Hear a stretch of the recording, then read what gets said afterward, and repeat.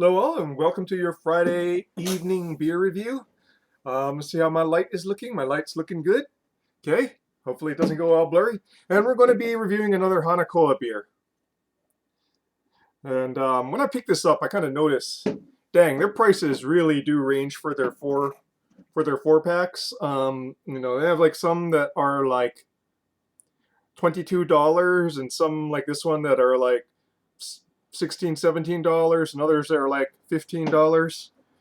And it doesn't make much sense to me because, like, the cold IPA was one of the most expensive ones, which I guess if you think about in terms of inputs, in regard, regards to ingredients and how long it takes to make and whatnot, maybe that does make some sense, accounting wise. But generally speaking, I find that most breweries, they have like, well, craft breweries anyway, they have their regular line and they have their specials, and that's kind of like the two tiers of pricing, and they just kind of average out in between those. So I think it's kind of interesting that they're sort of pricing per release rather than overall. But I think the accounting at craft breweries is something that, well, I think accounting in general is something that needs to be talked about a lot more, because you don't get the things that you want in life if it ain't paid for. And all the work and thought that goes into how much things cost and how much money it brings in is something a lot of people don't think about, which is something I find fascinating, which is really funny because one of the reasons I failed in my computer information systems major back when I was a young lad was because I failed accounting. I guess I never learned how to appreciate a good balanced book into my late 20s, early 30s. But anyways, what are we reviewing today? We are reviewing Crimson Revival. So this is a red ale that comes in at 6.0 ABV. And yeah, let's go and read the back now, shall we? And oh my god, my eyes are just so starting to fail me. Pretty soon, I'm going to guess within a year, you guys are going to be seeing me like wearing glasses on this channel. Okay, let's go. Revel in the Revival. Step back in time with Crimson Revival, a red ale crafted to awaken the echoes of tradition. The aroma is a symphony of toasted malt and caramel, interwoven with dried fruit and a faint earthy hop note. The first sip unveils a malty sweetness balanced with a subtle nutty undertone and a delicate bitterness that lingers like a well-told tale. Crimson Revival is more than a beer. It's a revival of rustic charm and timeless craftsmanship. Brewed to transport you to an era where simplicity reigned and every pint was a celebration of life's small joys. Yeah. So, as I've mentioned multiple times on this channel, uh, red ales are one of my favorite styles. And I'm hoping this one is one that I'll deeply enjoy, i.e. one that's not too much on the hoppy side. Now this one's been sitting outside for about 15 minutes because for some reason the corner of the fridge I had this in is apparently the coldest part. I want to get it, appreciable for to an appreciable temperature. Okay.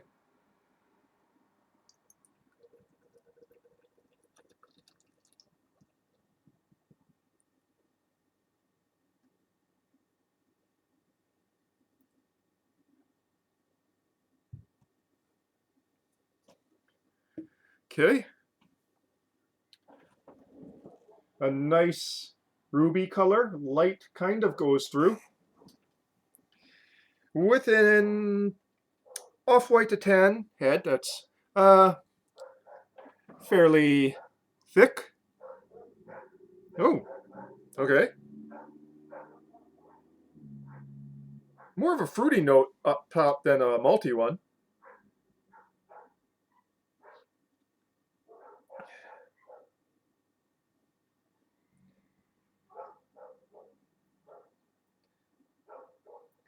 Yeah, but there's malt there. Nice toastiness, but and floral hopping, floral and earthy hopping.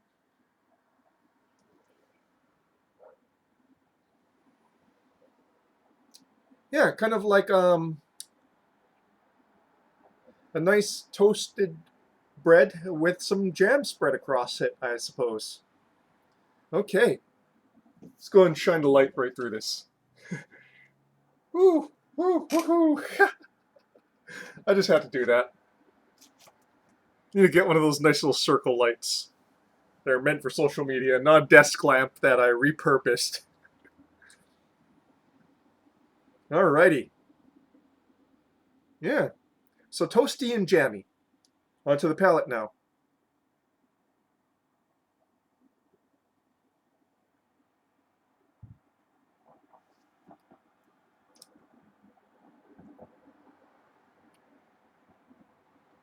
Hmm.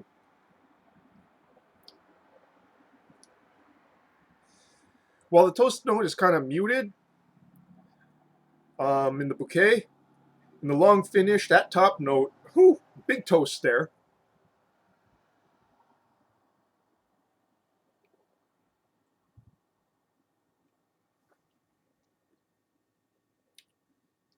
Up front, some slightly jammy notes, hints of um, milk chocolate.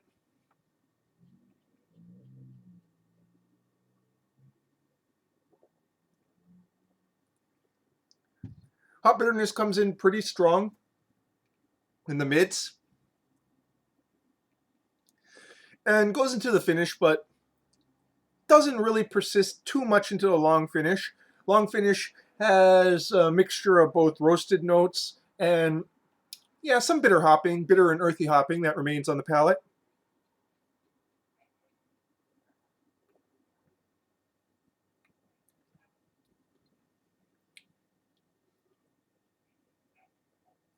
Sweetness and maltiness is kind of front loaded.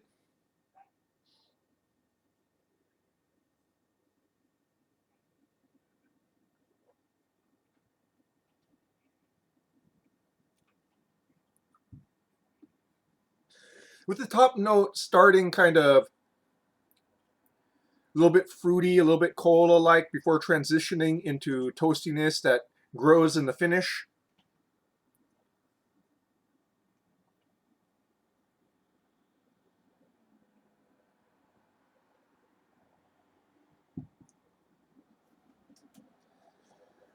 A touch more hoppy than I like the style, but then I've kind of come to accept that with most American red ales. They're going to hop it more than ones from Europe.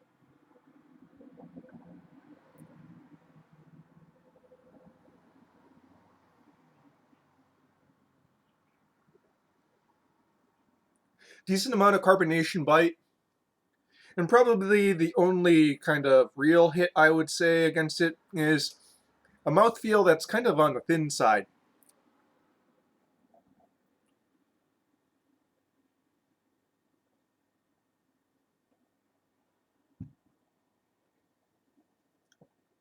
That thinness is probably belying the 6.0 ABV nature of it. Um, the hopping thing, that's a bit more of my own taste preference, so your mileage may vary. I think most people actually prefer, well, most American craft beer drinkers kind of prefer that stiffer hopping, whereas I prefer it where red ales are basically a malt show with hopping kind of being an afterthought, as it were.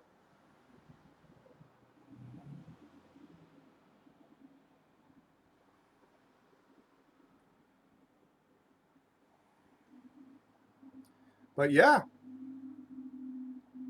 so this is fairly fresh.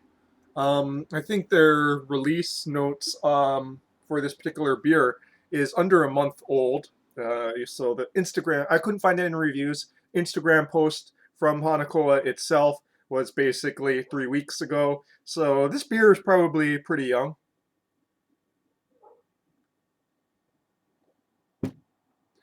Honestly, I'm probably going to leave 2 cans in there to go leave 2 cans inside my refrigerator for a few months to see if that kind of reduces the hop presence a little bit. Do something a bit more my taste.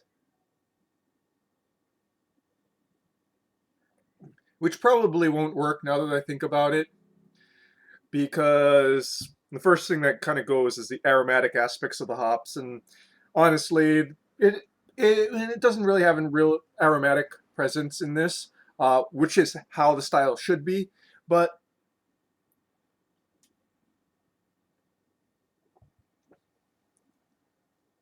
yeah, as it warms up, I'm getting more and more hops in the finish. Kind of a resiny, tannic note there.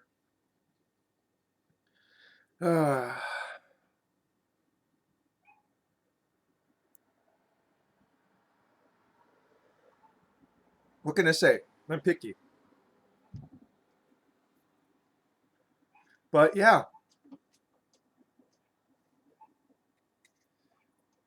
give this one a shot. I believe that Hanakoa is really like pushing them out there. They're bringing out a massive amount of beers, um, which I am probably going to review more than a few of them.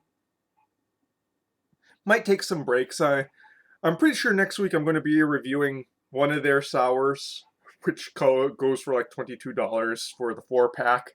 Um, but then there's been a lot of OT at work, so I haven't had to worry about money for the past few months.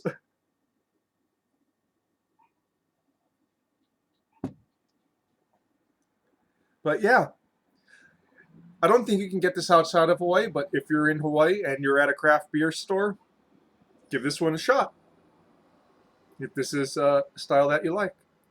And that, folks, is your beer review for this evening.